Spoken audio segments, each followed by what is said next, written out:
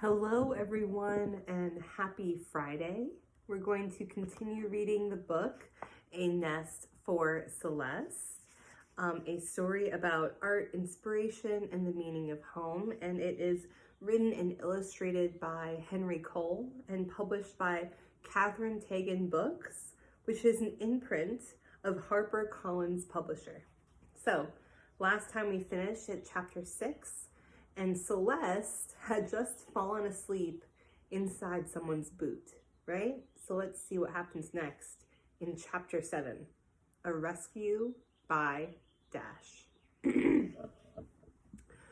Her basket, unfortunately, held but one lima bean.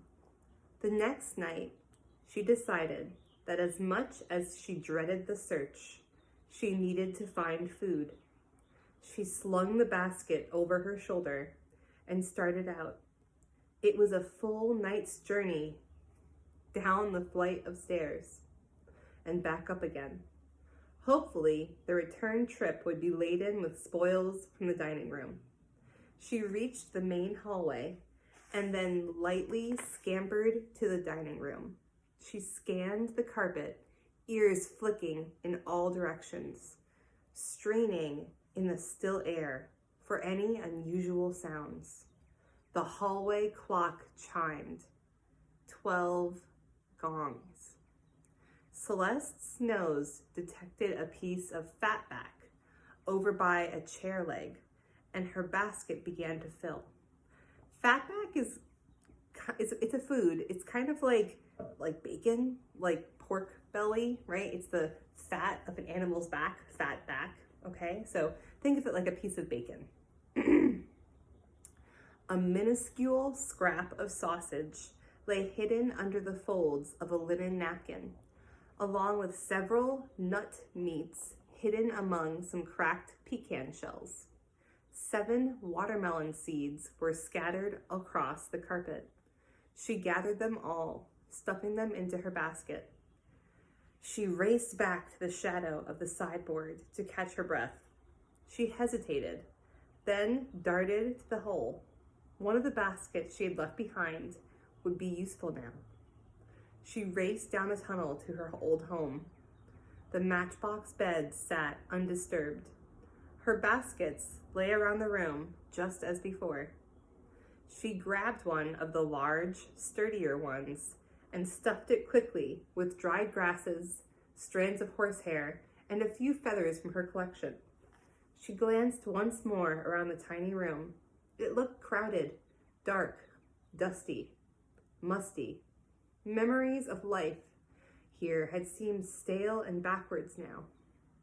She was excited about her new home in the toe of the boot. After a moment, she headed out. Back in the dining room, the umber underside of the table loomed above her like a starless night sky. She quickly covered the area at the end, or at the head of the table, usually the more bountiful end. Here she found several more morsels. A crusty fragment of a baguette, which is a kind of bread, complete with a tiny dab of butter, a slice of pickled okra, a bit of cheese. The master of the house is a messy eater, Celeste thought, as she gathered a dozen breadcrumbs, a burned crust of spoon bread, a greasy scrap of goose skin, and a raisin. She nibbled at a fallen dab of plum marmalade for energy.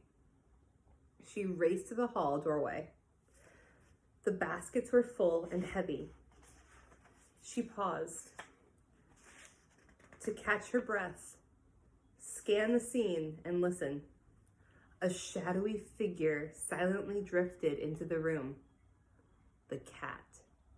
It moved intently to the spot where the marmalade had been sticking to the carpet. It sniffed the area, its nose dipping and rising slowly several times while its pupils widened. Celeste took a deep, deep breath, then raced towards the stairs. The cat saw movement and tore across the carpet. Celeste heard the cat's breath right behind her and squealed in terror. Suddenly, there was the sound of the front door opening and human footsteps walking into the house. The sound of more claws splattered across the floorboards as a brown dog as big as a dining room chair came tearing around the corner from the parlor. Barking and braying, it headed straight for the cat. The cat stopped dead in its tracks. Then, turning blindly in panic, it ran straight into a corner by the clock, the dog following closely behind. Celeste never stopped.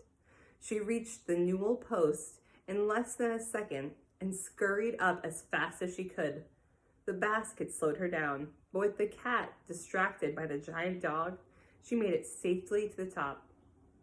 Several doors opened upstairs, and heads peered over the stair rail into the darkness. A gruff voice yelled from the top of the stairs, "Audubon, blast it!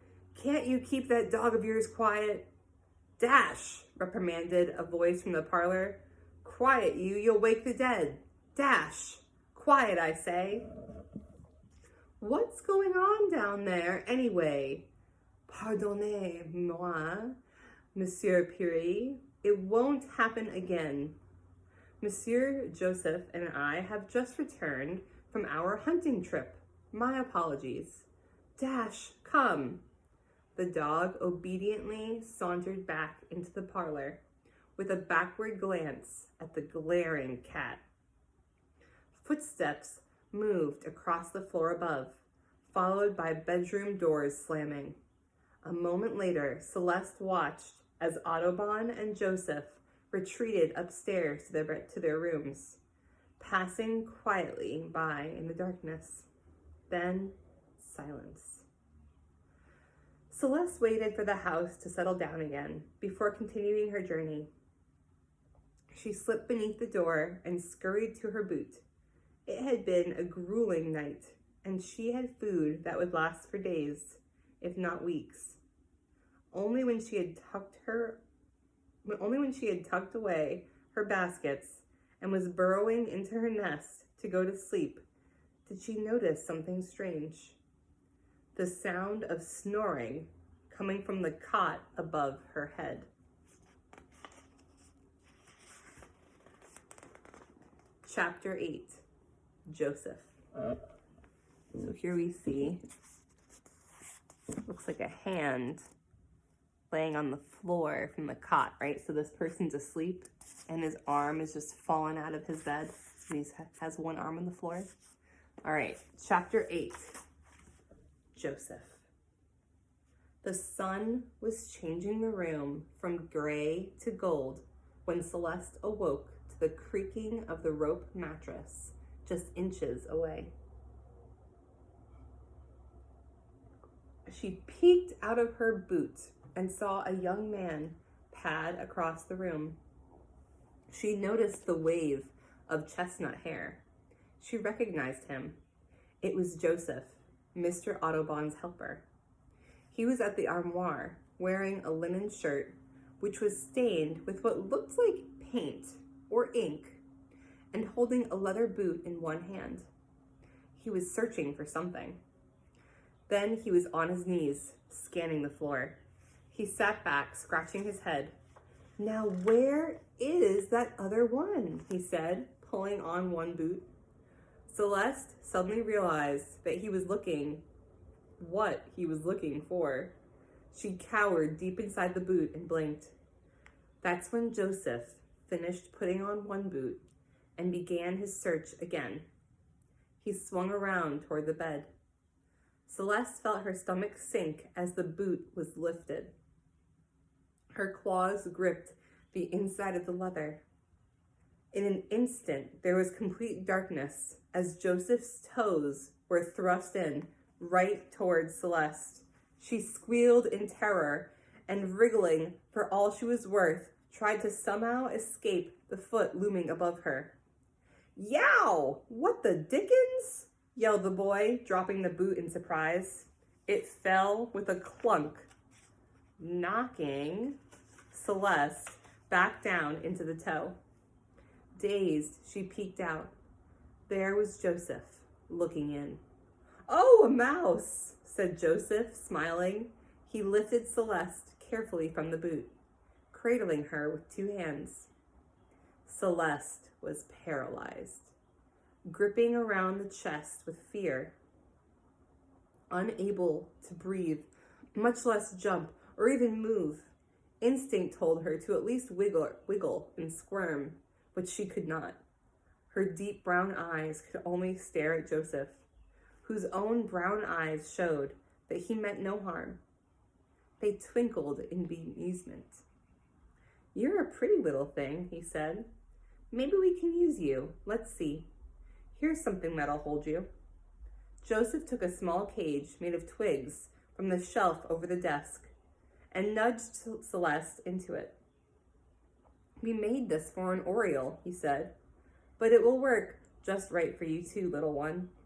Celeste quickly scurried into a corner, making herself as small as possible, glancing nervously about for an exit. There was none.